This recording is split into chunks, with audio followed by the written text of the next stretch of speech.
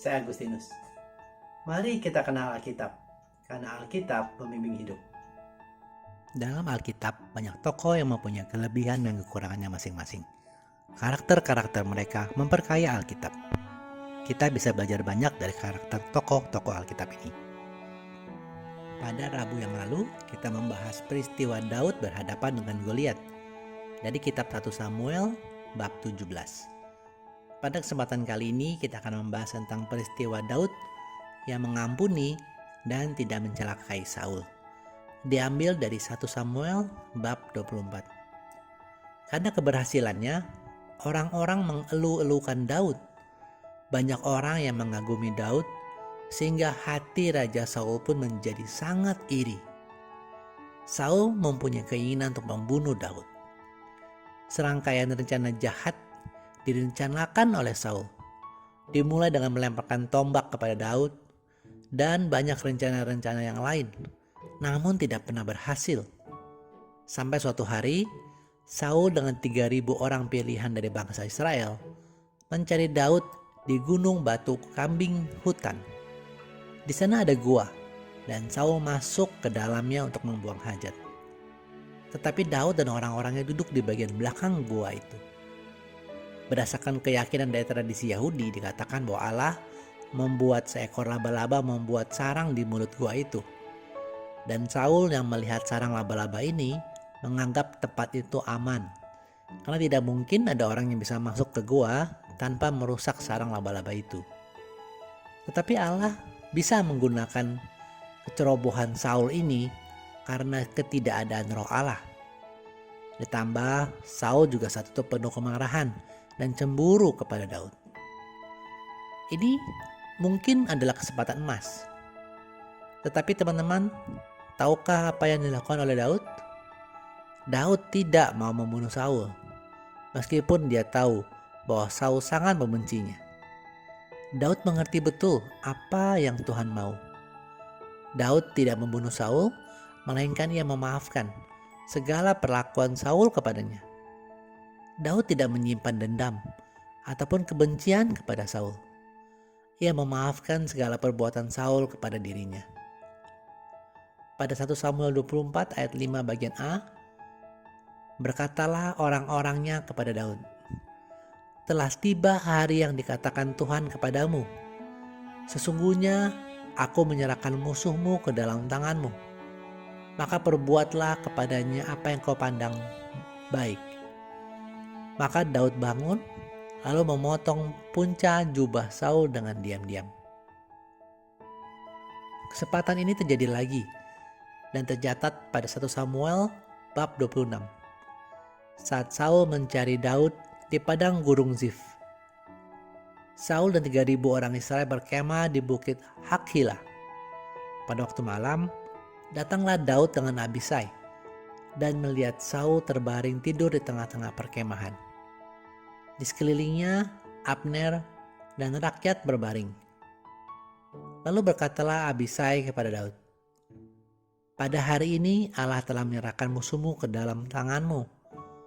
Oleh sebab itu, izinkanlah kiranya aku menancapkan dia ke tanah dengan tombak ini. Dengan satu tikaman saja.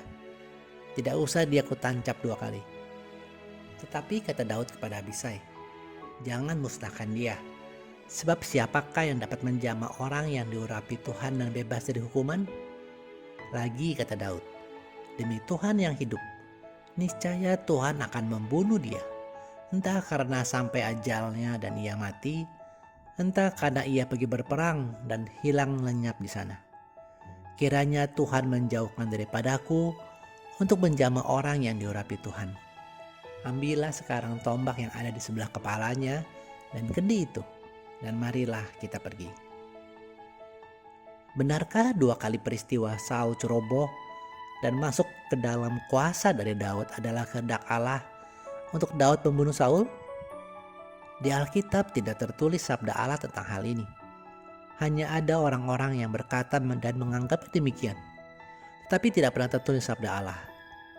Di sini kita harus berhati-hati dan perlu sepakat intim dengan Tuhan. Agar lebih jelas, mari kita pakai ilustrasi sederhana ini. karena mungkin dapat membantu kita memahami hal yang sulit ini. Alkisah seorang bapak yang naik bus dan melihat seorang gadis cantik. Bapak ini berusaha tidak melihat gadis itu agar tidak jatuh dalam dosa perzinahan dan meminta kekuatan dari Roh Kudus. Namun suatu ketika supir bis mengerem dan gadis itu terpental dari tempat duduknya ke pelukan bapak itu. Bapak itu menyambut gadis itu dengan kedua tangannya dan berkata, "Terima kasih ya Tuhan, Engkau tahu yang terbaik." Tentunya kita semua bisa tertawa dengan ilustrasi ini. Tetapi inilah yang dihadapi Daud. Kesempatan membunuh Saul bukanlah kehendak Tuhan. Dan Daud tahu karena ia mengenal Tuhan. Seperti contoh yang tadi, bukanlah kehendak Tuhan untuk bapak itu berzinah dengan gadis itu. Tapi kesempatan itu mungkin adalah godaan di mana bapak itu harus menang. Dan Daud tahu ini adalah godaan untuk tetap taat kepada firman Tuhan. Contoh yang lain adalah Sarai dengan Abraham. Saat Sarai memberikan Hagar hambanya agar bisa mempunyai keturunan. Di Kejadian 16 ayat 3. Allah tidak bersabda agar hal ini dilakukan, baik kepada Sarai ataupun kepada Abraham. Tetapi Abraham tidak menolak saat diberikan Hagar. Dan dari hal ini efeknya sampai kita rasakan di zaman kita sekarang. Kembali kepada teladan Daud. Hal ini dapat kita baca juga dari kitab Roma 12 ayat 17 sampai 19. Janganlah membahas kejahatan dengan kejahatan. Lakukanlah apa yang baik bagi semua orang, sedapat-dapatnya. Kalau hal itu bergantung kepadamu, hiduplah dalam perdamaian dengan semua orang. Saudara-saudaraku yang kekasih, janganlah kamu sendiri menuntut pembalasan, tetapi berilah tempat kepada murka Allah.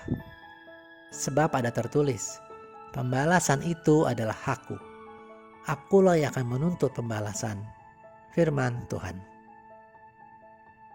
Teman-teman, teladan dari Daud hari ini mungkin tidak mudah untuk kita pahami. Tetapi semuanya ini memerlukan kedekatan kita berelasi dengan Roh Kudus. Dan bukan kehendak kita. Tetapi kehendak Kristuslah yang menjadi nomor satu, yang menjadi yang terutama. Dan hidup kita senantiasa melakukan kehendak Kristus. Seperti tertulis dalam Yohanes 3 ayat 30. Ia harus makin besar, tetapi aku harus makin kecil. Silakan jika teman-teman ada pertanyaan, bisa menuliskan di kolom komen atau mengkontak saya di Instagram. Terima kasih sudah menyaksikan. Mohon like dan subscribe untuk membantu channel ini bertumbuh dan firman Tuhan semakin diwartakan. Sampai bertemu pada video Kenal Alkitab Rabu depan. Kasih karunia Tuhan Yesus Kristus menyertai Anda sekalian. Amin.